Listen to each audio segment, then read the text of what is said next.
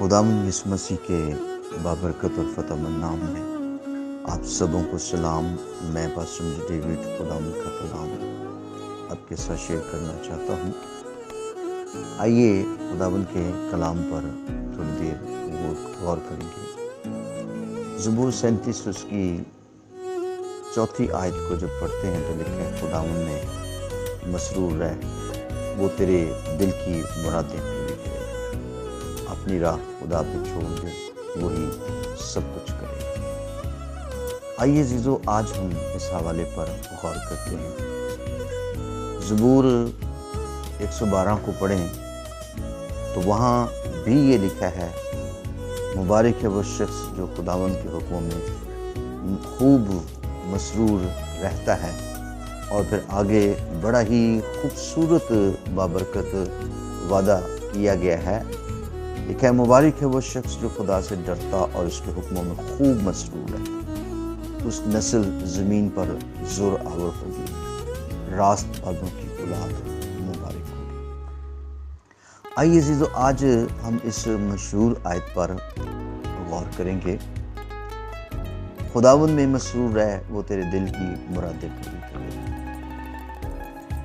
مبارک ہے وہ آدمی جو خدا سے ڈرتا، اس کے حکموں میں خوب مسرور رہتا، اس کی نسل زمین پر زور آور ہو۔ ابراہیم کو خدا نے سب کچھ دیا تھا، لیکن اس کے پاس اولاد نہیں تھی۔ جب اگر بہت ساری چیزیں انسان کے ساتھ ہو، ایک چیز نہ ہو، تو اس سے وہ مینٹلی ڈسٹرب رہتا ہے، ابلیس آزماتا ہے، لوگ اس کو اس بات کا تانا دیتے ہیں۔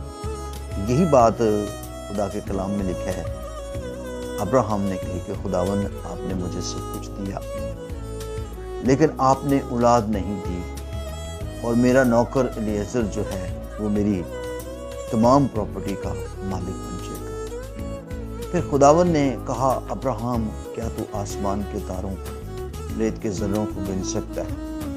پھر بھی اس نے اس بات کا یقین نہیں کیا۔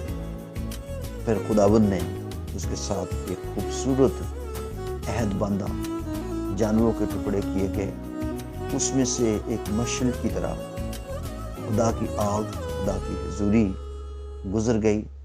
جب خدا کی حضوری گزر گئی تو پھر خداوند نے کہا، تمام زمین یہ میں تیری قوم کو، تیری نسل کو دوں گا۔